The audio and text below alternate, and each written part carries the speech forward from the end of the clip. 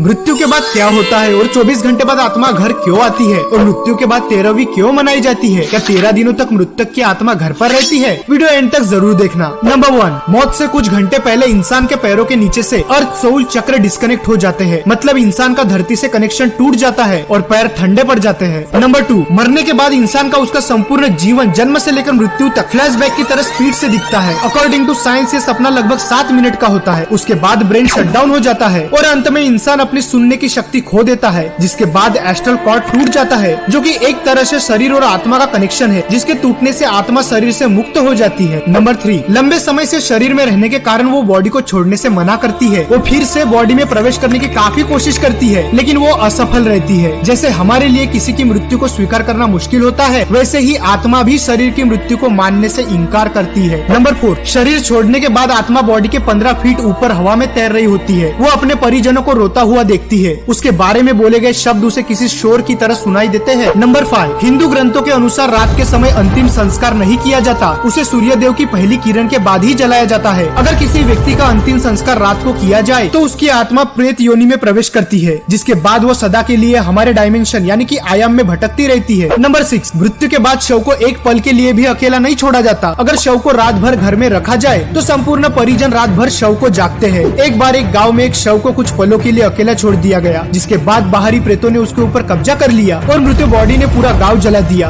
गांव में हनुमान जी का एक मंदिर था। भूतों प्रेतों से भरी हुई बॉडी जैसे ही हनुमान जी के मंदिर के सामने से गुजरी, उन आत्माओं ने हनुमान जी की मूर्ति देखी और फिर डर कर उस बॉडी को छोड़ दिया। तब से लेकर आज तक कोई भी डेड बॉडी को अकेले छोड़ने की गलती नहीं करता। नंबर 7, अंतिम समय में 2 यमदूत आते हैं। वो मरने वाले के साथ जैसा उसने संपूर्ण जीवन लोगों से व्यवहार किया था, ठीक वैसा ही व्यवहार उसके साथ करते हैं। अगर मरने वाला अच्छा आदमी है तो वो इजीली प्राण त्याग देता है, परंतु वो पापी है तो यमदूतों के टॉर्चर से वो तड़प तड़प कर मरता है। नंबर 8, जिसके बाद आत्मा को एक प्रकाशमय गुफा से होते हुए यमदूत यमलोक लेके जाते हैं। रास्ते में वैतरणी नदी पार करते हुए आत्मा को जाना होता है। ये नदी आग से लथपथ होती है। जिसने अच्छे कर्म किए वो इजीली इस नदी को पार कर लेता है, लेकिन अगर कोई पापी व्यक्ति है तो उसे काफी पीड़ा भोगनी पड़ती है। नंबर 9, जिसके बाद उस आत्मा को यमराज के सामने खड़ा कर दिया जाता है। फिर चित्रगुप्त जी उस व्यक्ति के पाप और पुण्य का लेखा जोखा यमराज के सामने रखते हैं। उसके कर्मों के आधार पर उसे स्वर्ग या नर्क भेजा जाता है। गरुड़ पुराण के अनुसार कुल 36 प्रकार के नर्क है। यहाँ बताई गई यातनाएं किसी की कल्पना से भी खतरनाक है। नंबर 10, अगर कोई व्यक्ति सुसाइड यानी आत्महत्या करके प्राण त्यागता है तो उसे और भी कठिनाई सहनी पड़ती है, क्योंकि उसने निर्धारित समय से पहले ही हार मान ली। ये शरीर हमारा नहीं है, ये किराए का मकान है जिसे कुछ समय के लिए यूज करने के लिए मिला है। ये मिट्टी का है और एक दिन मिट्टी में ही मिल जाएगा। नंबर 11, गरुड़ पुराण के अनुसार हमारे वास्तविक जीवन में किए गए हमारे कर्म ही हमें स्वर्ग या नर्क दिलाते हैं। उसके बाद अगर कोई साधु या तपस्वी है तो उसे मोक्ष की प्राप्ति हो जाती है। नंबर 12, सबसे बड़ा सवाल, ये सब बातें हमें कैसे पता? गरुड़ देव जिनका बल अतुलनीय है, वे एक साथ 100 इंद्रों को पराजित कर सकते हैं। गरुड़ देव स्वर्ग से अमृत कलश लेकर उड़ गए थे, लेकिन उन्होंने अमृत पान नहीं किया। उन्हें बिना अमृत के ही अमरता प्राप्त हुई।